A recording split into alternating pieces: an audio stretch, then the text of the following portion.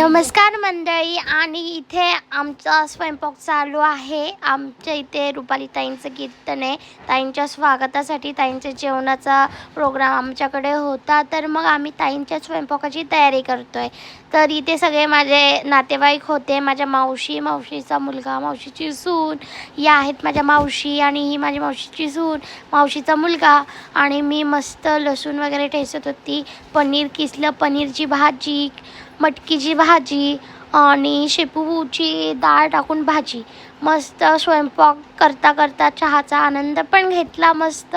आणि सगळ्या भाज्या व्यवस्थितपणे झाल्या होत्या. चपात्या माझी वहिनी आणि बहीण करणार होती, दोघंजण. त्यांनी मस्त चपात्या पण केल्या आणि माझी पनीरची भुर्जी पण झाली. सगळ्या भाज्या झाल्या. मग आम्ही तयारी करायला लागलो. तयारी झाली मग ताईंच्या कीर्तनासाठी आम्ही ताईंसोबत जेवण झालं. ताईंच्या कीर्तनाला जाण्यासाठी आम्ही सगळेजण रेडी झालो आणि कीर्तनाचा खूप सारा आनंद घेतला. आणि माझ्या भावाला पण आम्ही खूप सारं मिस केलं, कारण हे कीर्तन त्याने त्याच्या हाताने नारळ उचललं होतं आणि सगळे होते आणि तोच त्या कीर्तनाला नव्हता. तर आम्ही खूप भावूक झालो होतो.